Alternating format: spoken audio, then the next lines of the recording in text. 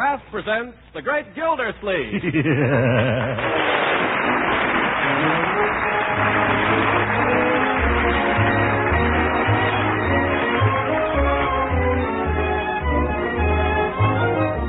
The Kraft Cheese Company, who also bring you Bing Crosby every Thursday night, present each week at this time Harold Peary as The Great Gildersleeve, written by John Wheaton. We'll hear from the Great Gildersleeve in just a moment. Well, popcorn days are here again, and if everybody in your family likes popcorn as much as I do, you don't want to miss this bet. The next time you pop up a big, crispy bowl full, do this to make it extra good. Drench it with plenty of melted Parquet margarine. Yes, Parquet margarine, Kraft's delicious spread for bread. Parquet makes popcorn extra tempting because it's so thrifty you can use all you want. And good? Oh, say, you'll relish that delicate Parquet margarine flavor. It's as delicious melted over popcorn as it is spread on bread or rolls. And remember this, Parquet margarine is wonderfully nourishing. It's an excellent source of food energy. And every pound contains 9,000 units of important vitamin A. So for table use, yes, and for baking and pan frying too, remember delicious, economical Parquet margarine. Now at the top of tomorrow's shopping list, write down Parquet, P-A-R-K-A-Y. Parquet, the margarine that's made by Kraft.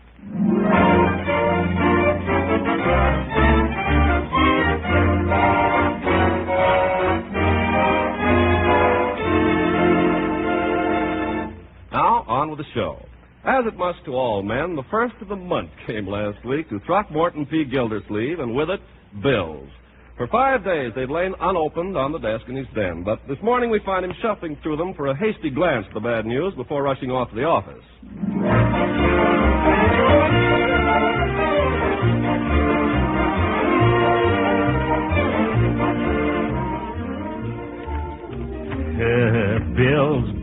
Bills. Look at them.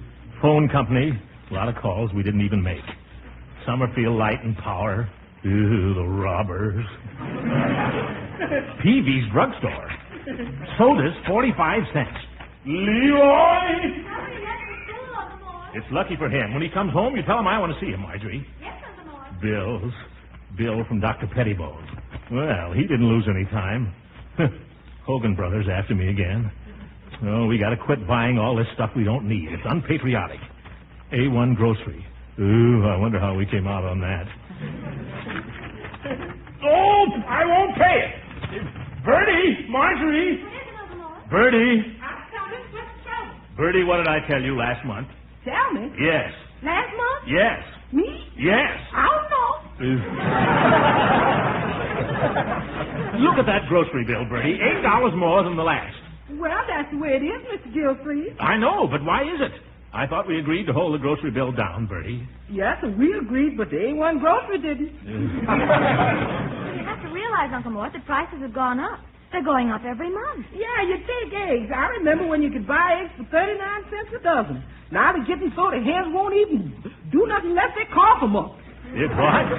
Yes, well, we've simply got to cut down somehow, Bertie. Because if we don't, we won't be able to buy our war bonds. Do you want that to happen? No, of course not. Bertie, do you? Not me. Got to get them war bonds to keep Hitler from getting us. That's right. Takes bonds and taxes to beat the Axis. You're right, Bertie. Got to give out our ermines to lick the Germans. Absolutely.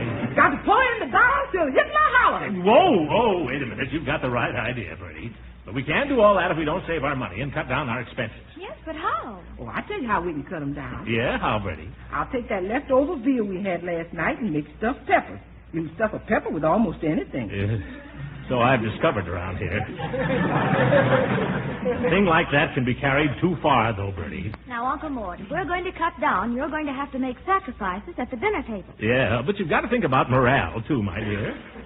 Morale is very important. I don't know of anything worse for the morale than a stuffed pepper. Well, now, I wouldn't say that. As a matter of fact, Bertie, I was thinking of cutting down in other ways, too. I thought one way I could cut down would be to take my lunch to the office every day and eat it at my desk, like Donald Nelson. Did you take care of that, Bertie? Oh, sure I could. What does Mr. Nelson eat? Well, I imagine he has sandwiches, 2 or 3, or 4 or 5. Cream cheese and jelly, probably, wouldn't you say, Marjorie? Oh, undoubtedly. And sardines. Fish, you know, is brain food. He's got all those priorities on his mind. Sardines we got. And maybe a piece of pie to keep up his energy. He has to handle all those people. And anything else you think would be nice.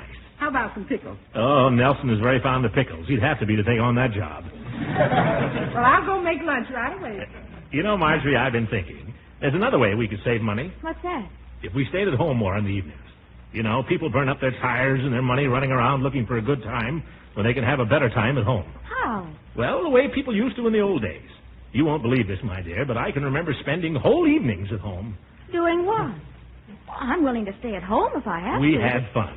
Sometimes we'd sit in front of the fire while Papa read aloud to us from a good book.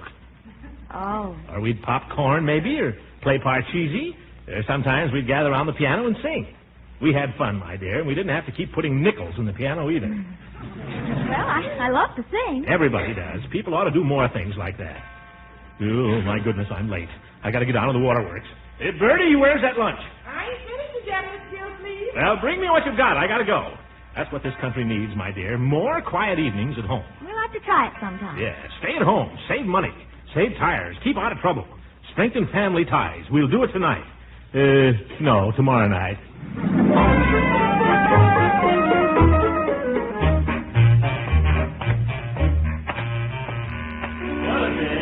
What a day. Nothing like a brisk walk in the sunshine. Here comes old Sawbones. Hello, Dr. Pettibone. Hello there, Gildersleeve. Hi, you're looking fit. Fit as a fiddle and ready for love. Glad to see you followed my instructions. Your instructions? I threw them out of the window the minute you left. I never felt better in my life. It won't last. I'll tell you a secret, Doc. I've just learned how to live. Yeah, how's that? Cut down. Stop running around nights. Stay at home. Most wonderful feeling in the world. Build a nice crackling fire and spend the evening in front of it with the kids around, telling stories, playing games, singing, laughing, and along toward the end of the evening, a little snack of some kind. It's wonderful. You make it sound mighty attractive. How long have you been doing this? We're starting tomorrow night. I'll be seeing you, Doc.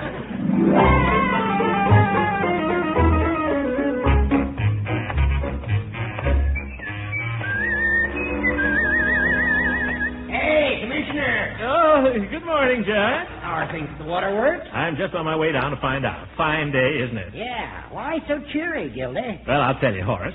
For the first time in months, I'm at peace with my conscience. How did you ever manage to square that? We've decided to cut down over at our house and put every spare nickel into war bonds. How are you cutting down? Well, from now on, no more going out nights. For instance, tomorrow night, Marjorie and Leroy and I are just going to build us a nice, cozy fire and spend the entire evening popping corn and roasting chestnuts. Chestnuts. I haven't roasted chestnuts since I was a kid. Sure, people forget about those things. We'll have some donuts, probably, and cider. I love it. And we'll play games and sing songs while you're down at that lodge meeting paying out your dues. For what? The whole evening won't cost us a penny. I envy you, Gildy. I really do. Well, think it over, Judge. I think I've got something there.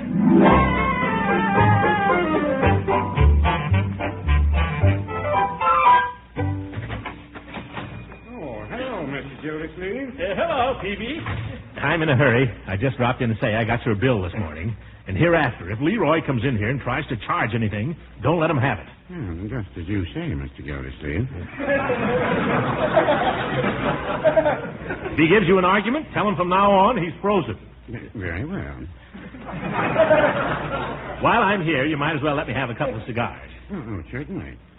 Did you say only two, Mr. Gildersleeve? Yes. I'm trying to cut down expenses.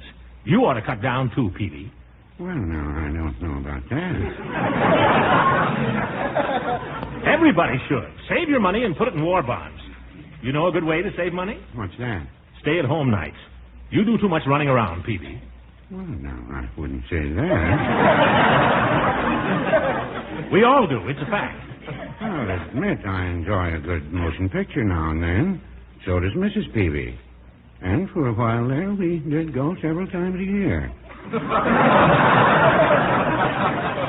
But after Ruth Chesterton retired from the films, we slowed down again. My goodness, look at the time. I can't stay here arguing with you. I've got to get down to the waterworks. You, my cigars. Oh, yes. Shall I wrap them for you? No. I'll just stick them in my pocket. I've got a rush. I'd be glad to wrap them for you, Mr. Gildersleeve. Never mind. I'm always glad to wrap any purchase, however small. Oh, Peavy, give me those cigars.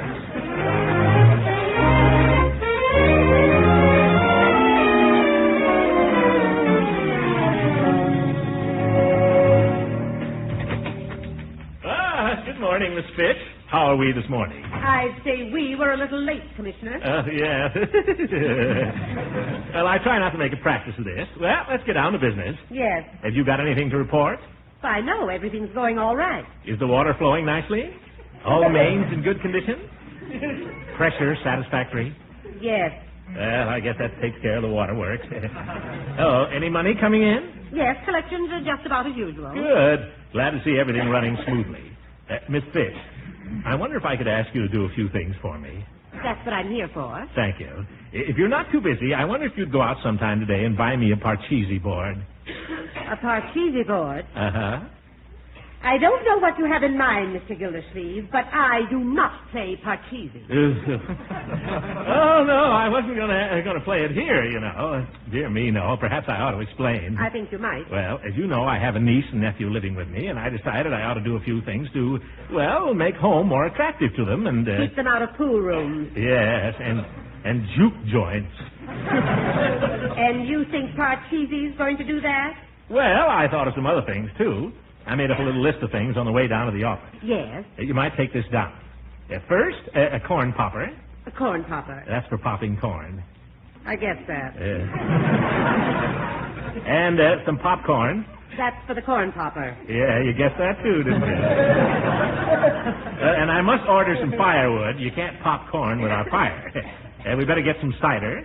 Popcorn makes you awfully thirsty, you know. And some donuts to go with the cider. Could you think of anything else? Bicarbonate to go with the donut. Yeah, very good. I was going to get some games. We've got the Parcheesi. You'll be wanting bean bags. Oh, I don't know. Do you think they like bean bags? If they like Parcheesi, they'll like bean bags. I think we might pass up the bean bags. How about darts? Darts? Not with Leroy. He got some darts last Christmas and I couldn't sit down until New Year's. There'll be no darts. Oh, the piano. I forgot the piano. Piano? Miss Fitch, do you play the piano? Well, I once learned McDowell's To a Wild Rose. Get your hat quickly. You've got to come out and help me buy a piano. Just a minute, Mr. Gildersleeve. Do you mind if I ask you something? Oh, of course not. Have you the slightest idea what you're doing? Certainly. I told the children they could spend a quiet evening at home tomorrow and like it. And by George, they're going to like it. I've got to put this over, Miss Fitch. I'm going to make it the darndest quietest evening you ever saw. Let's go buy a piano.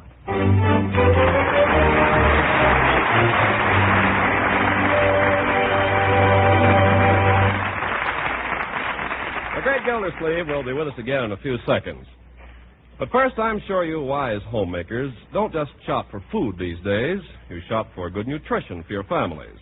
And that's why you all should know about Parquet margarine, the delicious spread for bread that's an economical source of important food elements. First, Parquet margarine is one of the best energy foods you can serve. Now, that's important. We're all working harder these days, and we need plenty of wholesome energy food. Second, Parquet margarine is a reliable year-round source of vitamin A. Now, that's important, too, because vitamin A is one of the essential vitamins. And best of all, Parquet margarine helps provide these necessary food elements not just once a day, but 3 times a day. Parquet tastes so good you'll want to serve it as a spread at all your meals. You'll want to use delicious Parquet margarine in your baking and pan frying, too. So for all these reasons, ask your food dealer tomorrow for Parquet, P-A-R-K-A-Y, Parquet margarine made by Kraft.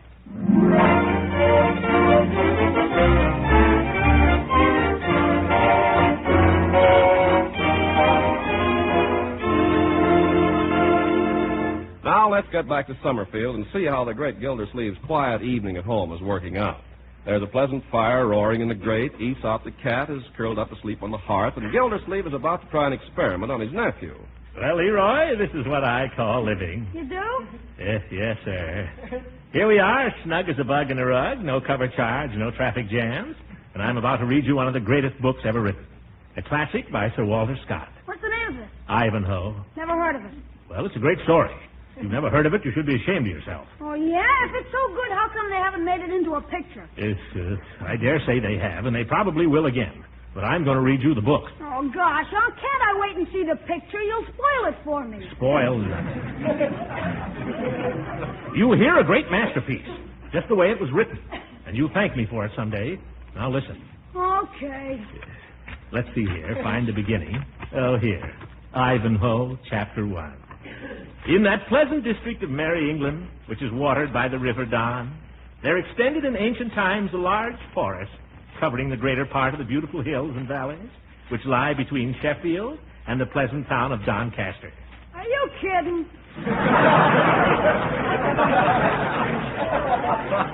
Leroy, the remains of this extensive wood are still to be seen at the noble seats of Wentworth, Warncliffe Park, and around Rotherham. Why, Uncle Mort, reading aloud. What a wonderful idea. Oh, you think so, my dear? Yes. May I listen? Of course. Sit down here by the fire. I'll start over so you won't miss any of the story. Oh, gosh, Unc, have I got to hear all that again? 2 sentences, Leroy. You can stand it very easily. Of course you can. What's the book, Uncle Mort? Ivanhoe. Oh. Ugh. What do you mean by that, my dear? Nothing. Just... Oh. You must have meant something. I know. You keep out of this. Have you ever read Ivanhoe, Marjorie? Well, I tried to read it, Uncle Mort. I tried when I was in high school. You tried? That's ridiculous. Once you get into it, you'll be on pins and needles. But, Unc... Leroy, you listen to it whether Marjorie does or not. And if Marjorie has any regard for my wishes, she'll listen too. Now. Go ahead, Uncle Mort. Good. In that pleasant district of Merry England, which is watered by the River Don...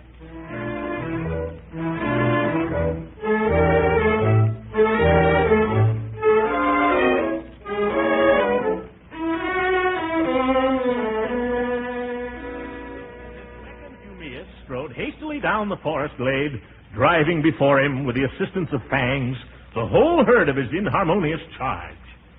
Well, that's the end of the first chapter. First chapter? It should be the end of the book.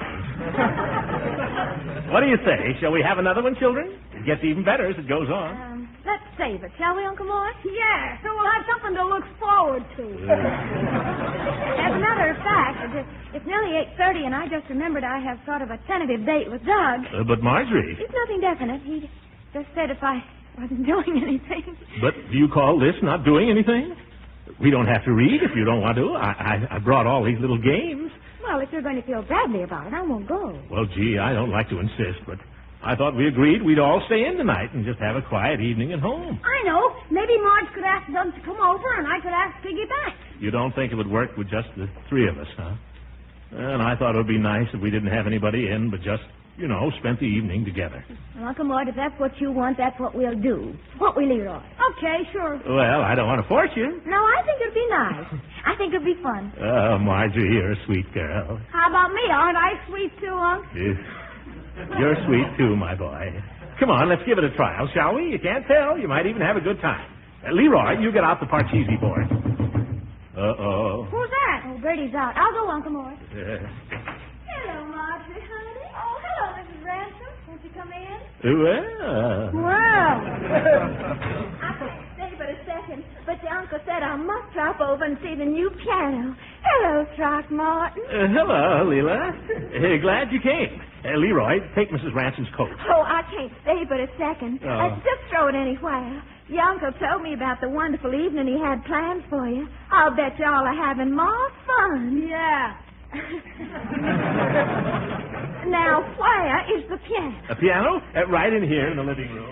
Must I close my eyes? Well, if you'd like to. There. Now you can look. Oh, I think it's just lovely. It's a Wembley. I declare it just makes my fingers itch. Oh, well, try it. Go ahead. May I? Oh, it has a gorgeous tone. Yeah, you'd never know it was secondhand, would you?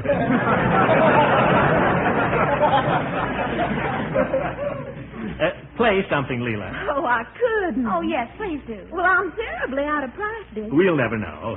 Go ahead and play something. Well, I'll tell you. I'll play Throckmorton if you sing. Oh, I can't sing. Please? Sure you can, Uncle Mort. Pretty please.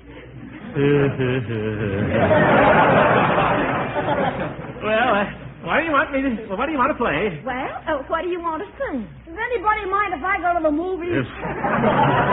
You stay right here, young man. How about The Road to Mandalay? No, I know a better one. Why do you love me? Leroy! Yes, Uncle? Out in the kitchen, you'll find some donuts. Suppose you go out and get them, huh? Donuts? Yeah, and some popcorn and the popper, and bring those. Okay, Uncle. Well, shall we start over again? Just a minute. Marjorie. Yes? Suppose you go out and help Leroy, huh? Would you mind? Of course not. Good. Now. Why do I love you? Why do you love me? Why should there be two happy as we?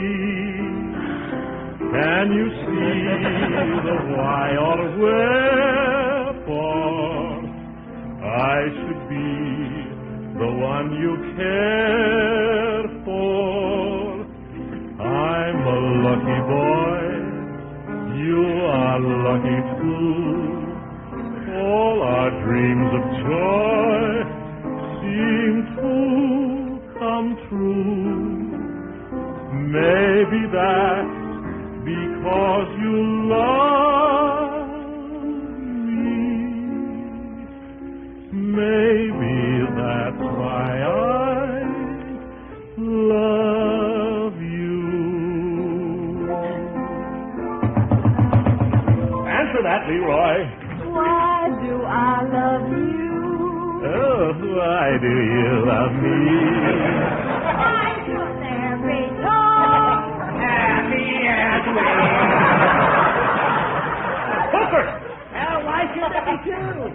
Why shouldn't there be three? Go right ahead. It's beautiful. Who let you in, you old buzzard?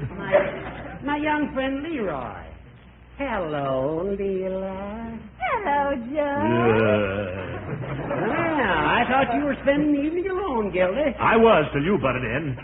I just this minute arrived, and I can't stay but a second. Oh, don't go on my account, please. There's always room for one more, isn't there, Gildy? There always seems to be. Well, thank you, Leroy. I'll take two. They're small. Why beat around the bush? Take the whole platter. Well, that's generous of you, Gildy.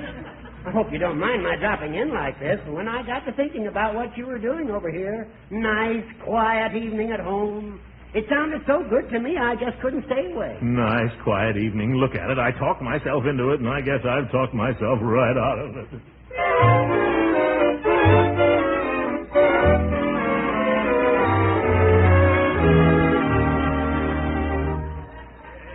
Quiet, everybody. Quiet, please. Now, quiet. Throckmorton has a poem. Oh, do let's hear your poem, Rocky. Yeah, well, I have to have it quiet. It's very dramatic. 'Twas a balmy summer evening, and a goodly crowd was there, which well nigh filled Joe's barroom on the corner of the square. Answer that, somebody. Marjorie, will you? I've got it. Hello there, young fellow. Is your uncle at home? You know darn well I'm at home. Well, if it isn't Pettibone, come on in, Doc. Join the happy throng.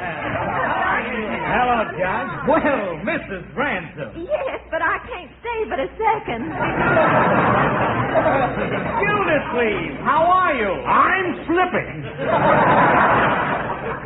Just thought I'd drop in, see if you're taking care of yourself. Well, popcorn. You have some, Doctor? Thanks. Matter of fact, I didn't have anything to do this evening, Gildersleeve, so I decided I'd just combine business with a little pleasure. Fine. I suppose I'll get a bill for this. Great kidder, isn't he? great idea you've got here, Gildersleeve. I don't know why people go running around when they can spend an evening at home like this. Mr. Gildersleeve was just about to do a recitation for us. Oh, good. Have you ever heard my imitation of Harry Lauder? Just a minute, Doctor. If you don't mind. Yes, Mr. Gildersleeve first. Now, quiet, everybody. It was a balmy summer evening, and a goodly crowd was there. The crowd's getting bigger.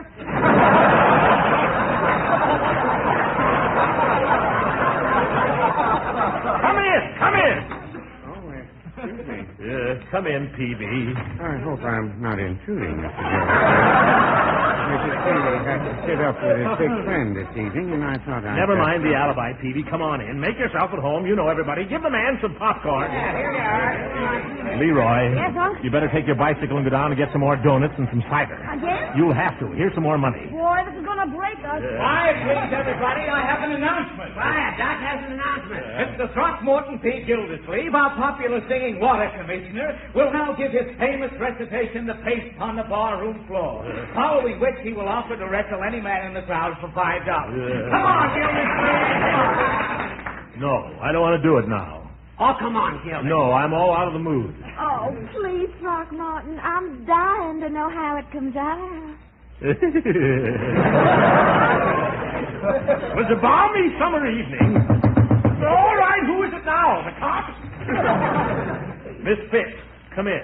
Well, I didn't know you were giving a party, Mr. Gildersleeve. Neither did I. I worked late at the office, and I had to pass here on the way home. Don't bother to explain, Miss Fitz. It's open house here. Liberty Hall. Come on. Give Miss Fitz a donut, somebody. Folks, I got a suggestion. The judge has a suggestion. I think we all vote a thanks to our friend Gildersleeve here for a great idea. Why don't we meet together this way every Saturday night? Great idea. Wait a minute. That's not my idea. After all, as Gildy says, why spend your money when you can stay at home and have an evening of fun and jollity like this, and it doesn't cost a penny? Doesn't cost who a penny? Piano, popcorn, part cheesy, 8 dozen donuts. What do you say, folks? Next week, same time, same place. Just a minute, Hooker. Yes, Gildy. I've got something to say to all of you. You've invited yourselves in here, you've eaten my donuts, you've drunk my cider, and you sat by my fire and played my piano. And now, by George, you're going to listen to me. All right, Gildy. What is it, old man? It was a balmy summer evening, and a goodly crowd was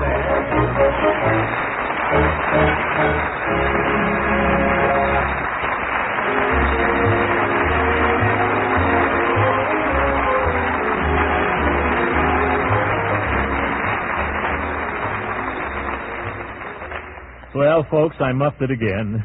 I was trying to do the right thing, but I let it run away with me. It's a good idea to stay home, I guess, but I didn't have to go out and buy all that stuff. That's what makes inflation. We all know that. People are making more money today than they've ever made, and there are fewer things to buy it with. If we all rush down to the store with our money in our hand and start bidding against each other for the few things left on that counter, prices will go zooming up. We've seen that happening already. That's why they're urging us now not to buy anything we don't absolutely need, but to make our old things do. If there's money burning a hole in your pocket, sock it away in war bonds and stamps. Well, I'm a fine one to be telling you this. Buying all that junk I did, I could kick myself. But I'll never do it again, folks. I swear I won't. Good night, everybody.